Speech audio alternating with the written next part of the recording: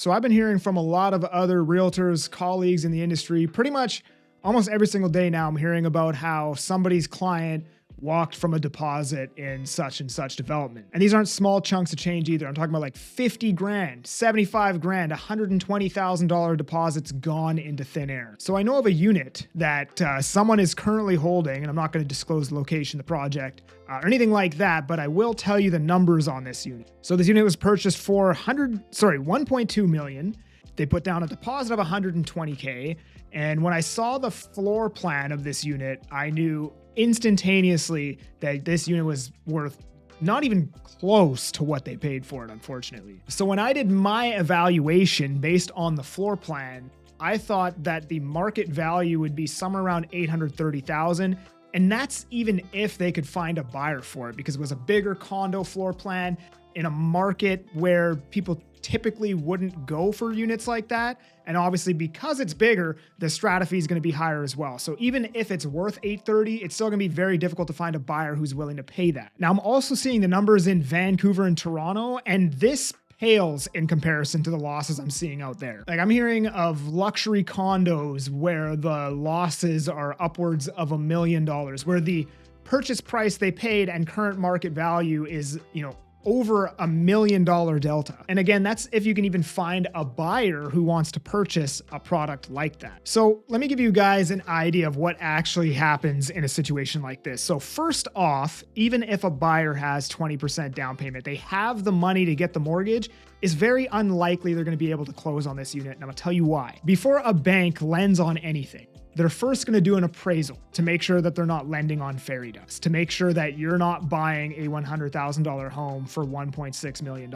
Because the whole point of the appraisal is to make sure that if you default on this loan, the bank actually has something to take back from you. They actually have an asset that covers the mortgage amount when they take it back from you. Now, I've seen many appraisals come in far above what I would deem to be the market value, but I'm talking like 50, 60 grand above. With this particular unit, you're talking about like a $370,000 difference, maybe even more. My math might be off on that, but $370K between the purchase price and current market value. And I don't see any way how an appraiser can somehow justify that purchase price and come up with comparable sales and data or anything that would suggest this unit is 1.2 million bucks. And that means the bank is going to loan you 80%. Let's just say this appraisal comes out at $1 million bucks. They get really, really lucky. The appraisal comes out at $1 million bucks. The bank is going to lend you 80% of 1 million, and you're going to put down 200 grand of $1 million for 200,000.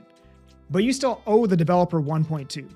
So you're going to bring $200,000 to get the loan, and then you're going to have to cover the shortfall between the loan and the price you paid, which is an additional 200 grand. So you're actually going to have to bring 400 grand cash to close, as opposed to 240 grand if the appraisal actually came out at 1.2 million. Now, if you don't have an extra 160K laying around, which most people don't in this market, what would then happen is you're likely going to lose your deposit. The developer is going to take ownership back of that unit, and then the developer is going to have to then sell that unit. Now, because the unit is likely worth 830K, possibly less, maybe a little bit more, let's just say they managed to sell it for 830K, right? They only have 120 grand deposit from you. So you still owe them the difference between $1,080,000 and 830 grand, which is 250K. So there's a 250K delta there that the developer is basically losing out on because they couldn't get they can't get 1.2 million anymore. That's what you paid. They keep your 120 grand deposit. They sell for 830. There's 250 grand they're missing. So the developer keeps your deposit. Now, I'm not a lawyer, so if you're in this situation, please seek proper legal advice from a qualified professional. However, in my experience, what would likely happen in this situation is the developer is then going to sue you for that difference of 250,000. Now, let's say that the developer couldn't sell this unit for 3 months. It took them 3 months to sell the unit for 830K. They can also sue you for something called damages, which, it might cost them 15 to 20 grand to hold that unit for 3 months. They can sue you for that.